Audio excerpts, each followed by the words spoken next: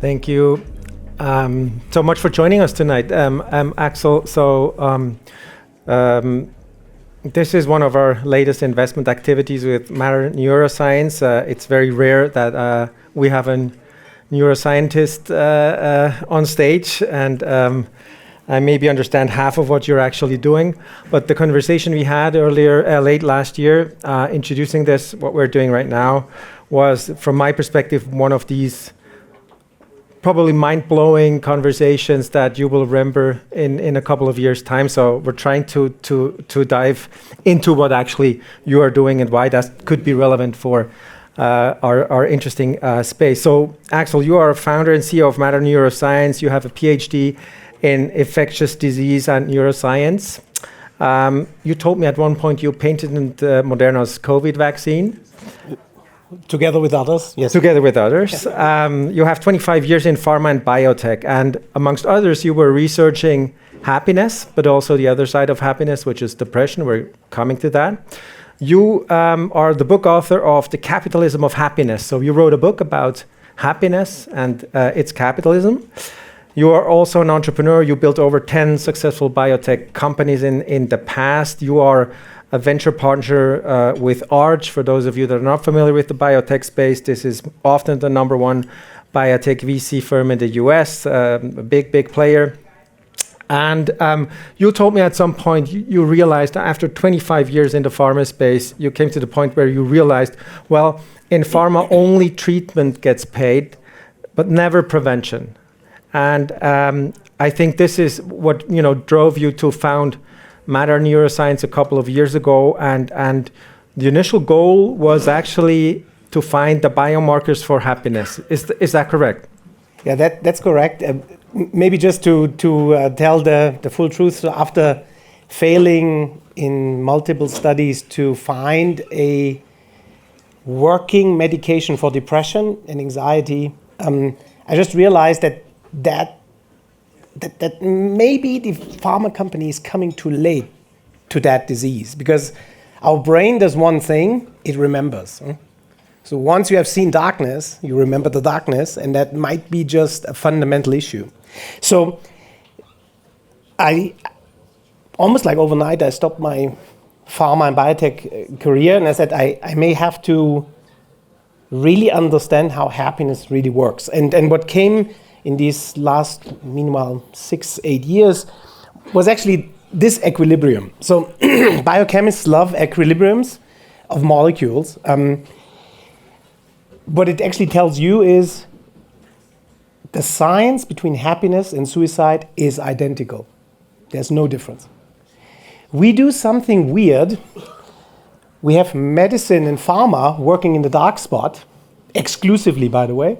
So your doctor is actually not allowed to market any other product to you. And happiness and unhappiness is actually in the space of marketing. Everybody can tell you whatever they want. Yeah, it's literally true. You may have some FTC questions once in a while, but that's actually it. So the issue, I was working 25 years on the black side, and what pharma does is they try to get you just here. That's the readout of a clinical study. What you see here, however, is that between happiness and unhappiness, there's an equilibrium that you actually should be able to control. So very simple, you're hungry, you go to the kitchen, you eat something. I miss talking to Matthias, I grab the phone and call him, right? Unhappy to happy. An equilibrium means I have control over where I want to go. The challenge is when you stay too long on the unhappy side, there's a second equilibrium that pushes you into the disease space. And that equilibrium is irreversible.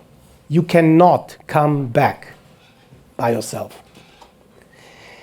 Now, the challenge of that is that if I would put you some numbers on this, we have 1 billion people currently diagnosed on the planet with depression, anxiety, addiction, or aggression. It's all the same science. And we have roughly, and now hold your breath, 5 billion people being in a pre-disease state.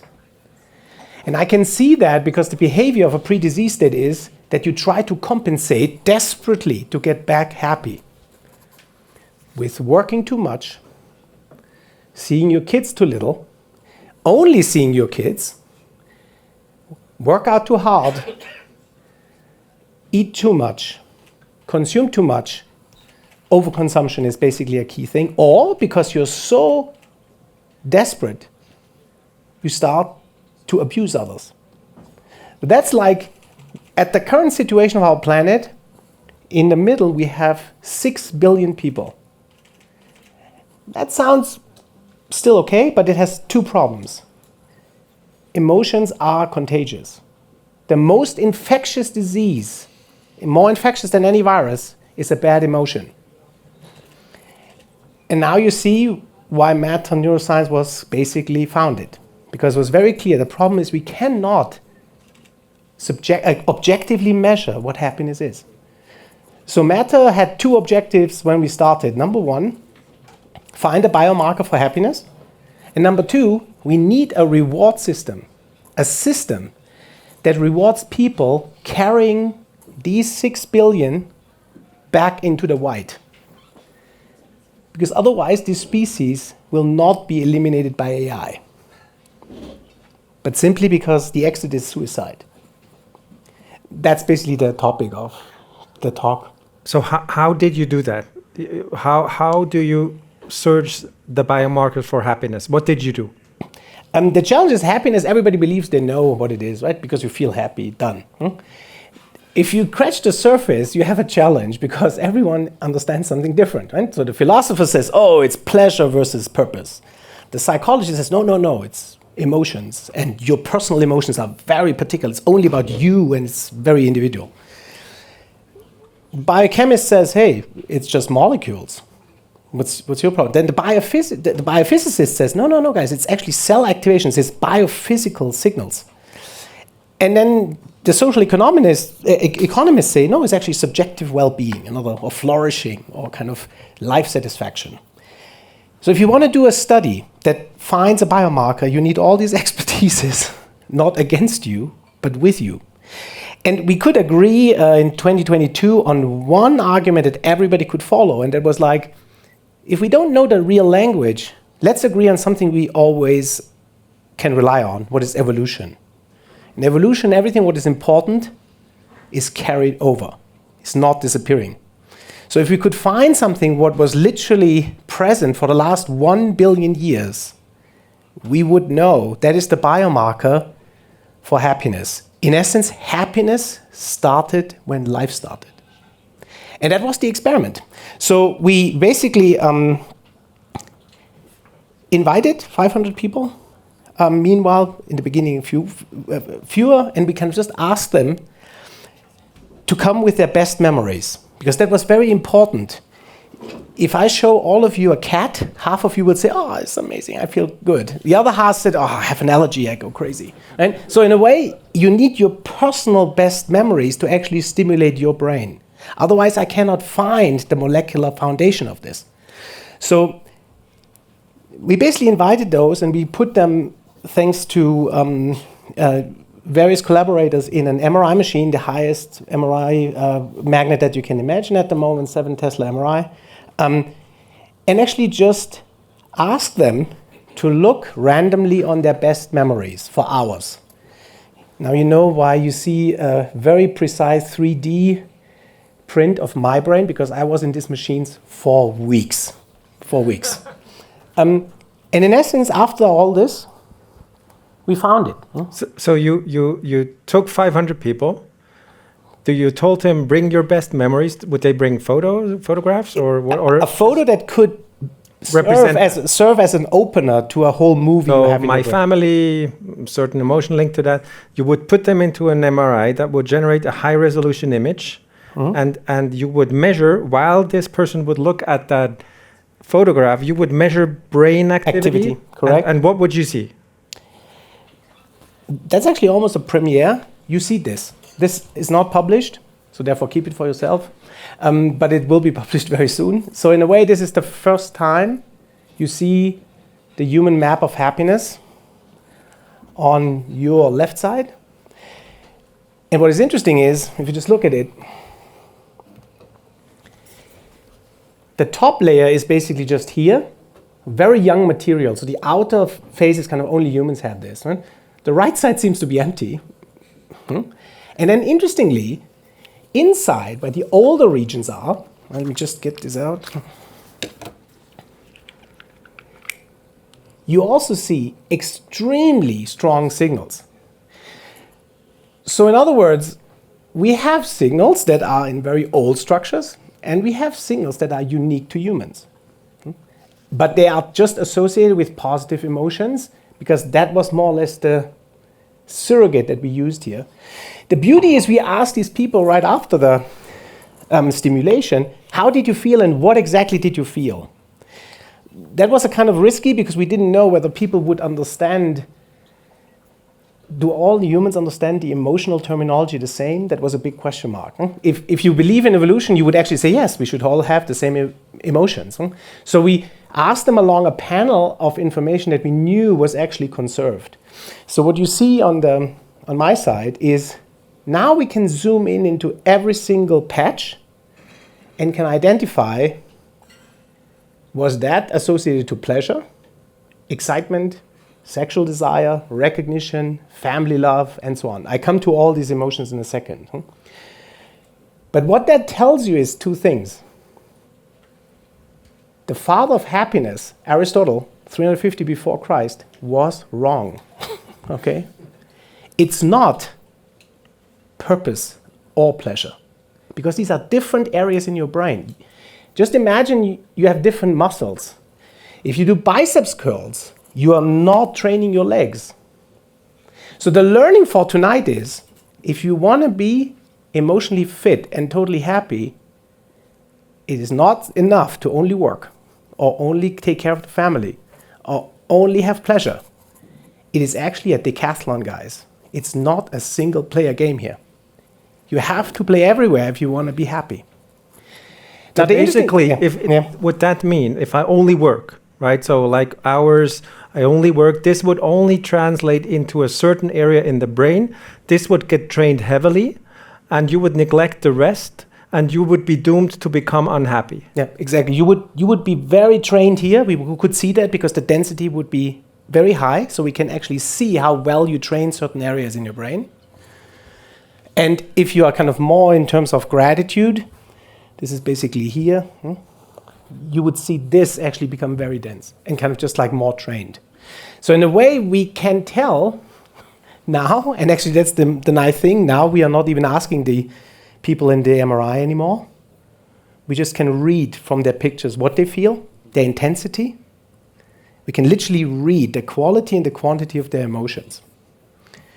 The next beauty was for the biochemist very important. You know, emotions, happiness, this is fine, but I love molecules. Right? But with this, we could now overlay so-called PET MRI data to find the molecules in these patches.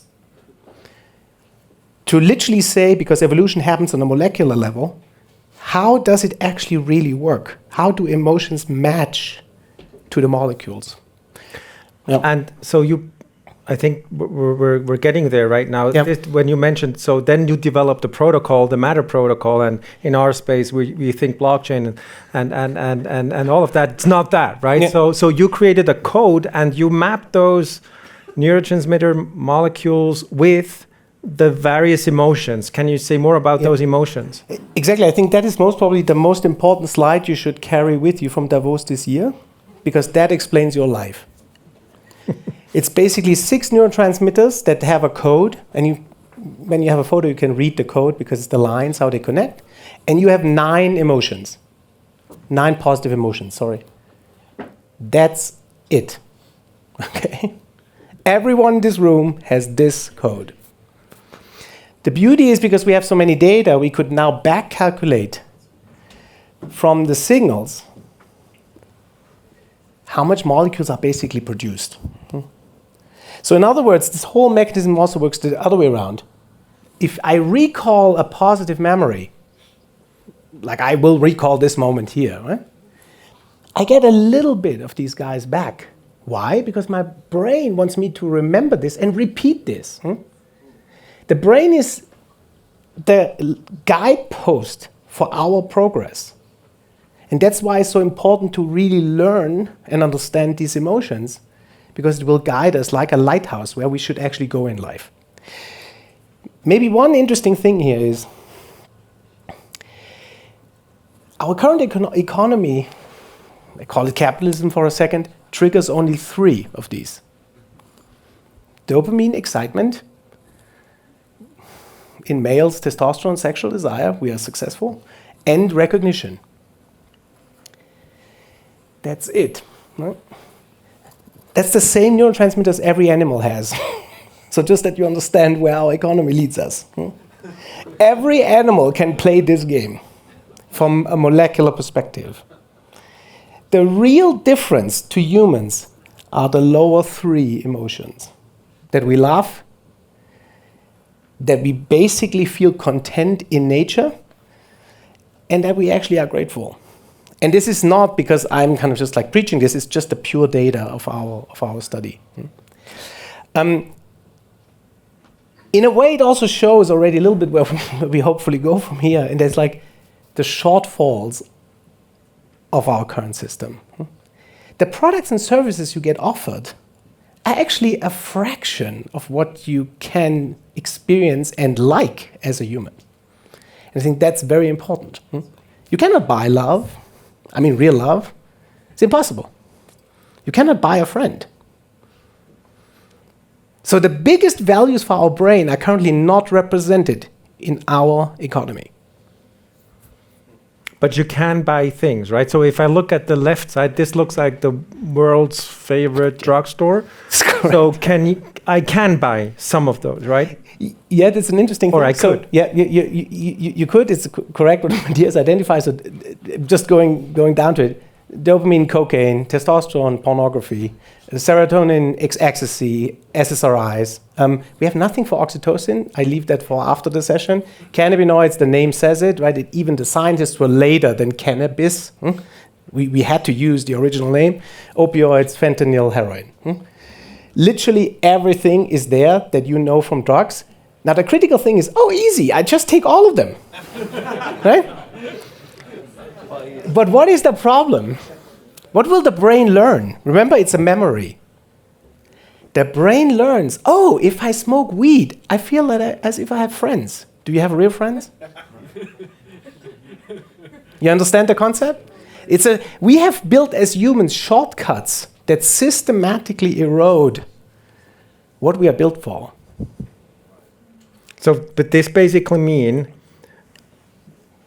just taking drugs doesn't work because you don't do something, you don't actively do something. In order to learn, the brain to learn, like to train those, you need to actively, you couldn't cheat basically if you want to become a happy person. You can cheat once by getting some emotions, right? But the brain learns and attaches the emotion not to the original idea. Like, I feel like you are friends, right? So this is a good feeling, and I'm not smoking weed.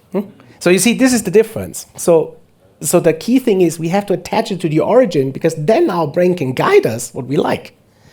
That's, for instance, just for me, like the most pressing issue is the huge Adderall use in the US, as an example, right? Adderall is cocaine, right? Small brother of cocaine. But in a way, you get like dopamine. You're all of a sudden amazed about it. Hey, I'm in this business here. It's totally amazing. I'm just amazed about everything. I'm in the window business. It's crazy important. The point is, if you take drugs, it takes your freedom to learn what you like and what you're excited about. I can only tell if you have founded a business under Adderall, take it off, think about it again. Because the question is, you have to really love it. Otherwise, it's just a general stimulation.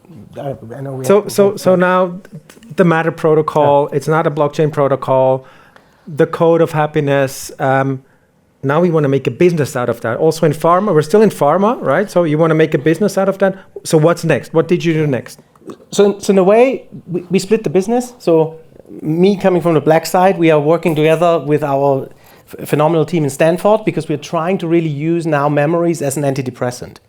So by putting these people that cannot move back, we put them in the MRI, and the therapist tries to train with them these areas to re-engage. In a depressed patient, they cannot activate these regions anymore. They're just completely off. That's kind of the medical product.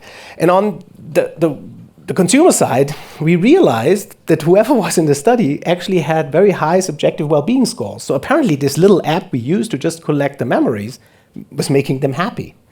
That's the moment when your board says, you know, biotech is interesting, but can you not just launch that app? And that's basically what we did. So we kind of developed a emotional fitness club that works exactly like your gym. So we have a coach. We have a coach is an AI coach. We have because see, the AI can do a lot for you. You have so many personal information. It's actually pretty impressive. Then you have your teammates. So I basically train with people for certain things. And then you have, of course, the metrics to see whether your brain muscles kind of just like evolve. And the last thing is, when you remember the beginning, we wanted to gamify that you take care of your teammates. So when you kind of induce a score or a badge or a level increase of your teammate, you can earn a currency. Currently it's a game currency called royalties. It's a stupid project name still, but I think it says it all in a way. And we are playing this now since a full year with 30,000 users. The whole community that we have in YouTube and Instagram, TikTok is around 4 million. And in a way, yeah. But it's the same, just so I understand correctly, right? So this is the medical use case. This is the consumer use case. They use the same app, right? So in order to train, they use the same. Can you show how they use that? I can show that. So here they have an enhanced thing with the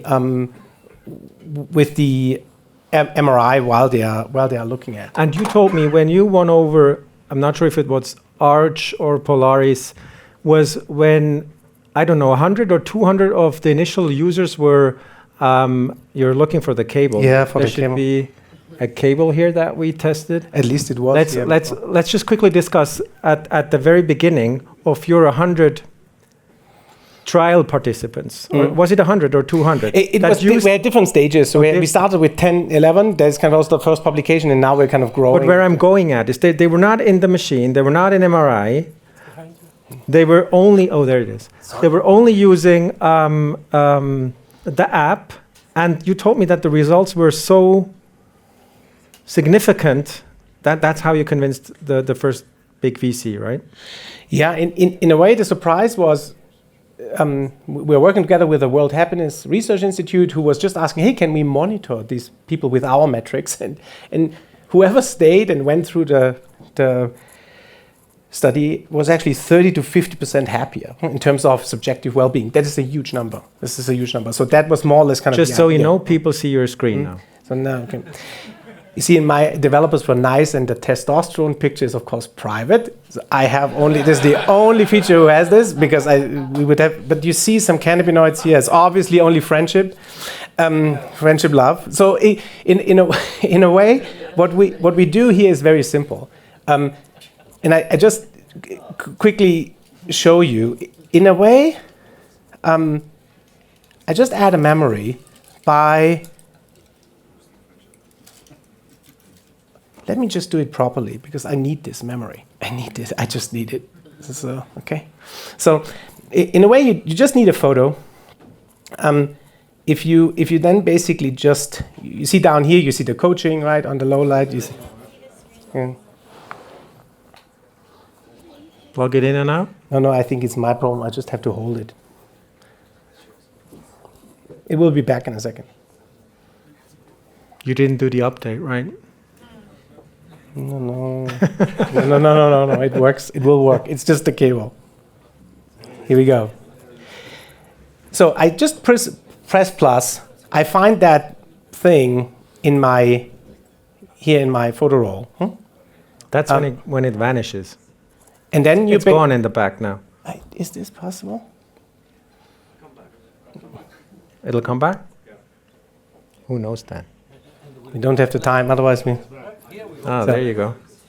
And then you basically very quickly rate your emotions. Quick is very important because these are the 9 emotions from these are the 9 emotions that you have just seen. pretty exciting here. I'm actually still, after so long time, proud to tell this story. I love you guys, so I give you a little bit from friendship love. We laughed, what is good, not extreme, but I think it's okay. And I'm really grateful that I'm here.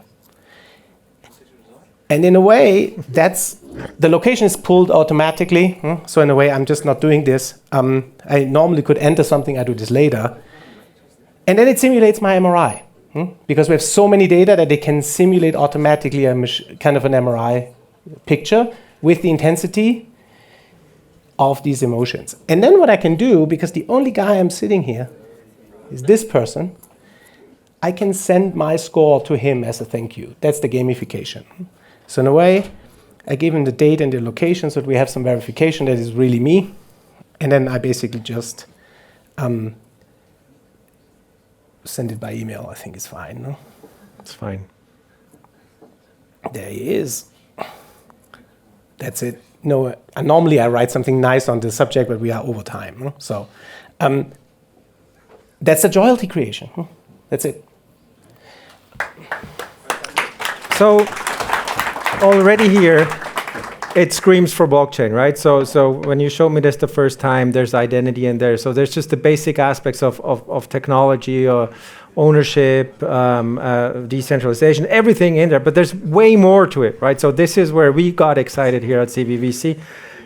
You then started to think this further. It started already when you wrote the book. But can you run us through what you are thinking about right now? Yeah. So there's no token yet.